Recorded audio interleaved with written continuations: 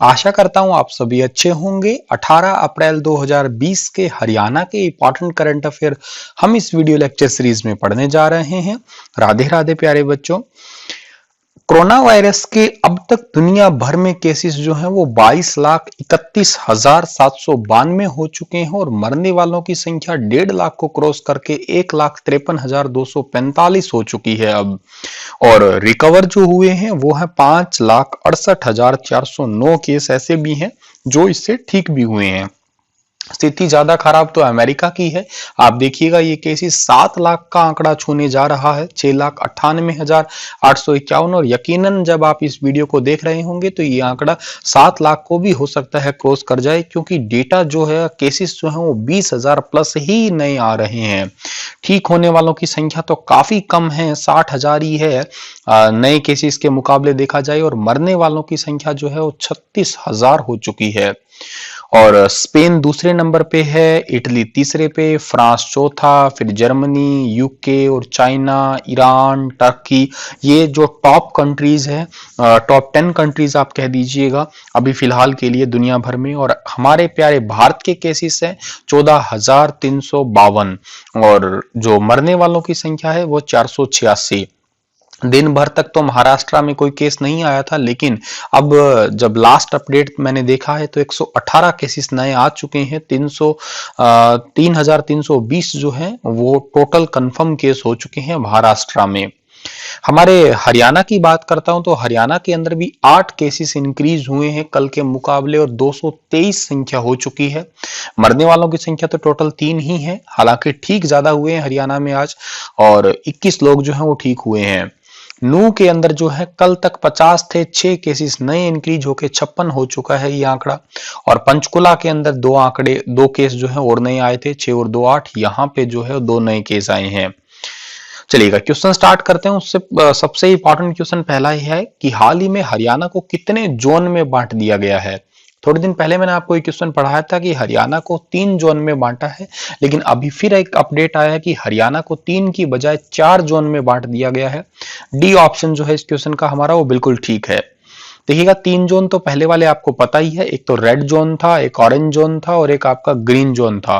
पहले वाला थोड़ा येलो जोन उसका नाम था, लेकिन अभी के लिए क्या है, अभी रेड है, एक हॉटस्पॉट जोन है, एक ऑरेंज है और एक ग्रीन जोन है। तो ये 4 हो चुके हैं। रेड जोन के अंदर जिसे शामिल किया गया है वो ये 4 जिले हैं, नू, गुरुग्राम, पलवल और फरीदाबाद। हॉटस्पॉट जोन में अंबाला और करनाल है, क्योंकि यहाँ पे केसेस जो है वो इनका कलर जो है वो ब्लू कलर रखा गया है और केसेस जो है वो 6 से 7 के आसपास है। ऑरेंज जोन के अंदर पंचकुला, पानीपत, सिरसा, सोनीपत, भिवानी, कैथल, चरखी दादरी, फतेहाबाद, हिसार, जींद, रोहतक और कुरुक्षेत्र है। और ग्रीन के अंदर रेवाड़ी, महेंद्रगढ़, जज्जर, यमुनानगर है, क्योंकि यहाँ पे केसेस ना के बराबर हैं ऑलमोस्ट। 4 जोन के अंदर रख दिया गया है इनको, तो मैंने आपको ये बता ही दिया है, ठीक है। कोरोना वायरस को खत्म करने के लिए प्रदेश सरकार ने क्या खास कदम उठाए हैं। तो कोरोना वायरस को खत्म करने के लिए हाल ही में प्रदेश सरकार ने घर घर में जाकर प्रत्येक व्यक्ति की स्क्रीनिंग का मतलब ये है कि एक टच फ्री थर्मल मीटर होता है या टच फ्री थर्मामीटर आप कह सकते हैं, जो आपने कई बार फोटोज वगैरह में देखा होगा।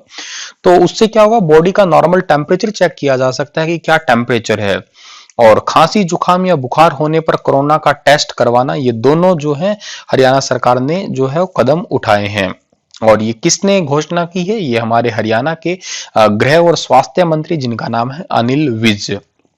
ये तो आपको फोटो में देख ही रहे होंगे, यही अनिल विज। देश भर में एकमात्र ऐसा राज्य कौन सा है जिसने इस महामारी में भी सरसों की खरीद जो है वो शुरू कर दी है।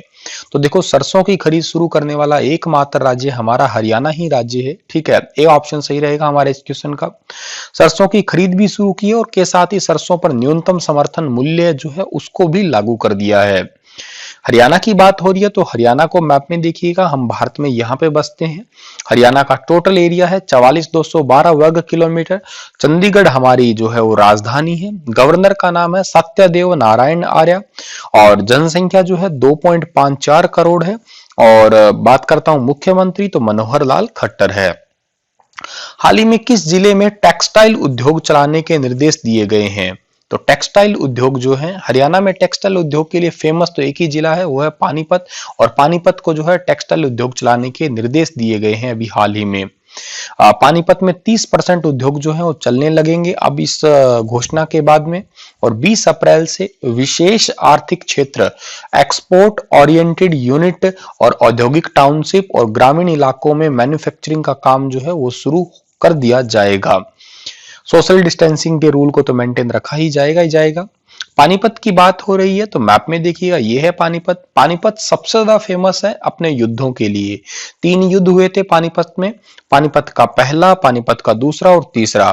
पानीपत का पहला युद्ध में जो है वो बाबर और इब्राहिम लोदी के साथ में था, जिसमें बाबर जो है वो जीत दर्ज की थी 1526 के अंदर। पर दूसरा जो युद्ध हुआ था वो कब हुआ था, चलो आप कमेंट में दूसरा और तीसरा, ठीक है, दोनों युद्ध के आप मुझे साल बताइएगा, ठीक है। और दूसरे युद्ध में जो जीता था वो अकबर जीता था हेमू को हरा के। हेमू विक्रमादित्य एकमात्र हिंदू राजा रहा था जो मुगल काल में तकरीबन 6 महीने तक जो है वो राजा बना था। और तीसरा युद्ध जो था वो अहमद शाह अब्दाली और मराठों के बीच में हुआ था, ठीक है, जिसमें मराठे हार गए थे और अहमद शाह अब्दाली जीत गया था।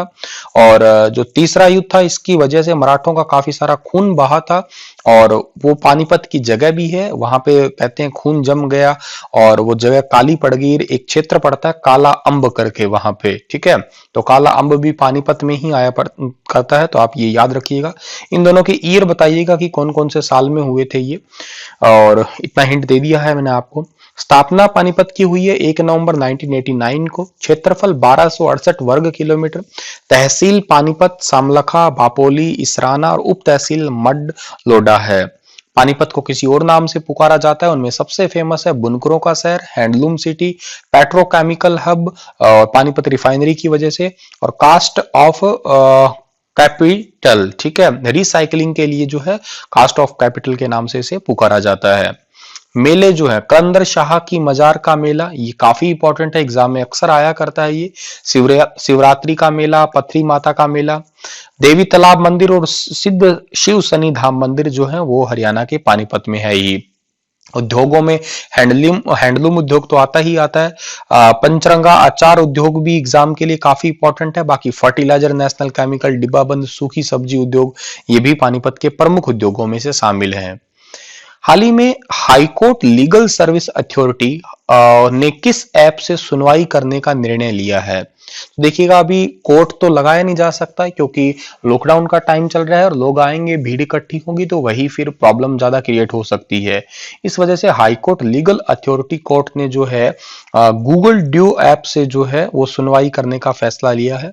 सी ऑप्शन जो है इस क्वेश्चन का हमारा वो बिल्कुल ठीक रहेगा। गूगल ड्यू ऐप तो आप सभी जानते ही होंगे, ठीक है। और पंजाब और हरियाणा हाईकोर्ट जो है उसकी स्थापना 1966 में हुई थी। चीफ जस्टिस का नाम रविशंकर झा है, ठीक है। आगे बढ़ता हूं मैं, तो प्राइवेट स्कूल एसोसिएशन ने मुख्यमंत्री कोरोना रिलीफ फंड में कितनी राशि देने का निर्णय लिया है। तो अभी हाल ही में प्राइवेट स्कूल एसोसिएशन ने मुख्यमंत्री कोरोना रिलीफ फंड में 1,81,000 देने की जो है घोषणा की है। बी ऑप्शन जो है इस क्वेश्चन का हमारा वो बिल्कुल ठीक रहेगा। आगे जाते हैं हम लोग तो अगले सवाल की ओर। राज्य सरकार ने 20 अप्रैल से किन किन कार्यों में छूट देने की घोषणा की है। तो राज्य सरकार ने ओपीडी खोलने के लिए जो है जो भी ओपीडी होंगी उनको खोलने के लिए छूट दी है, मछली पालन के लिए छूट दी है, सिंचाई तथा खनन कार्य में भी छूट दी है। तो डी ऑप्शन जो है इस क्वेश्चन का हमारा बिल्कुल ठीक है, तीनों को ही छूट दे दी गई है उपरोक्त सभी। हाल ही में किस विश्वविद्यालय में ऑनलाइन कक्षाएं और काउंसलिंग की शुरुआत की गई है। तो ऑनलाइन कक्षा की जो है वो शुरुआत की गई है अभी हाल ही में चौधरी बंसीलाल यूनिवर्सिटी भिवानी के अंदर। ए ऑप्शन जो है इस क्वेश्चन का हमारा बिल्कुल ठीक रहेगा। इस विश्वविद्यालय की वेबसाइट cblu.in के ऊपर जो है वो सारा मटेरियल जो है उपलब्ध होगा। चौधरी बंसीलाल यूनिवर्सिटी जो है इसके वाइस चांसलर का नाम है प्रोफेसर R.K. मित्तल। इसकी स्थापना 2014 में हुई थी और इसका मोटो है विद्या गुरुणाम गुरुः। इसका मतलब है विद्या तो गुरुओं की भी गुरु है। और बात करता हूं मैं भिवानी जिले की, ठीक है। भिवानी को काट के हालांकि अब चरखी दादरी बना दिया गया है, ठीक है। और यहाँ पे एक चरखी दादरी भी जिला और आता है। और भिवानी है, भिवानी की स्थापना 22 दिसंबर 1972 को हुई थी। विधानसभा क्षेत्र भिवानी, भवानीखेड़ा, लोहारू और तोसाम है। दूसरे नाम से पुकारा जाता है भिवानी को सिटी ऑफ वॉर हीरोज, धर्मार्थ न्यासों का शहर, मिनी क्यूबा के नाम से, बॉक्सिंग का पावर हाउस, हरियाणा की खेल नगरी, हरियाणा का मंदिरों का नगर है। मंदिरों की वजह से इसे हरियाणा की काशी भी कहते हैं। और हरियाणा की छोटी काशी कैथल को कहते हैं नवग्रह कुंड की वजह से। हरियाणा में जो भिवानी के मंदिर हैं उनमें हरिहर मंदिर, भूतों का मंदिर एग्जाम के लिए काफी इंपॉर्टेंट है, मुंगीपा का मंदिर तोसाम में, विष्णु का अति प्राचीन मंदिर घंटाघर मंदिर, देवसर मंदिर और स्टार टेम्पल, ये सारे भिवानी के ही हैं। उद्योगों की बात करते हैं भिवानी की, तो सूती कपड़ा उद्योग, भिवानी टेक्सटाइल मिल और इंस्टीट्यूट ऑफ टेक्सटाइल मिल भी भिवानी के अंदर है, जो कि एग्जाम में टेक्सटाइल वाला इंपॉर्टेंट है। हाल ही में हरियाणा सरकार ने किन वर्कर्स का मानदेय बढ़ाने का फैसला किया है? तो अभी हरियाणा सरकार ने मिड डे मील वर्कर्स का जो है वो मानदेय बढ़ाने का फैसला किया है। इनको पर स्टूडेंट जो है 4.97 रुपए जो है वो दिए जाएंगे। ये जो है छोटी क्लासों के लिए है, प्राथमिक कक्षाओं के लिए, और उससे ऊपर की क्लासें हैं उनके लिए 7.45 रुपए दिए जाएंगे। इनका 11% जो है वो बढ़ा दिया गया है मिड डे मील्स वर्कर्स का। आगे जाते हैं तो एक साथ कई मरीजों की जिंदगी को संभालने के लिए किस उपकरण को तैयार किया जा रहा है? एक साथ कई मरीजों की जिंदगी संभालने के लिए एक स्वदेशी स्पोर्ट मल्टी वेंटिलेटर कह सकते हैं आप लोग, या वेंटिलेटर जो है वो तैयार किया जा रहा है, स्वदेशी मल्टी पेशेंट वेंटिलेटर। ये वेंटिलेटर को मैंने थोड़े दिन पहले जो है पढ़ाया था आपको नेशनल करंट अफेयर के अंदर। डीआरडीओ इसे बना रहा है, अभी हरियाणा के अस्पतालों में भी इसे जो है वो जल्द ही लाया जाएगा। ये किस टाइप का, देखो वेंटिलेटर की बात करूं तो पूरी दुनिया में, मैं बात नहीं कर रहा बल्कि भारत की नहीं कर रहा, पूरी दुनिया में सभी हॉस्पिटल्स में वेंटिलेटर की कमी है, क्योंकि इसका कारण है कि ये काफी महंगा होता है उस वजह से। तो अभी स्वदेशी वेंटिलेटर जो है वो डीआरडीओ बना रहा है, ताकि एक ही वेंटिलेटर से कई सारे मरीजों को जो है वो उनकी जान जो है बचाई जा सके। इस टाइप का होता है वेंटिलेटर दिखने में उपकरण, जान बचाने वाला ही कहा जाता है इसे। मौत और जन्म के बीच का एक जो है मशीन इसको बोला जाता है वेंटिलेटर को। डीआरडीओ बना रहा है, तो डीआरडीओ का फुल फॉर्म है डिफेंस रिसर्च डेवलपमेंट ऑर्गेनाइजेशन। स्थापना 1958 को हुई थी, हेडक्वार्टर न्यू दिल्ली में है। मोटो संस्कृत में है बलश्य मूलम विज्ञानम, इसको इंग्लिश में कहेंगे strengthen is origin in science.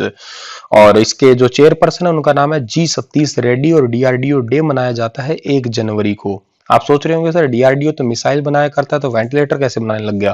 देखो बेटा वक्त बदल चुका है, ठीक है, बहुत सारी चीजें चेंज हो चुकी है। न्यूयॉर्क सिटी को कभी ऐसे कहते थे कि कभी नहीं सोता, ये हमेशा जगता रहता है, सपनों का शहर या मतलब जीवंत शहर या पूरी दुनिया की राजधानी कहते थे, लेकिन आज वहां सन्नाटा छाया हुआ है। पेरिस को सिटी ऑफ लव कहा जाता था, आज वहां कोई हग करने को भी तैयार नहीं है।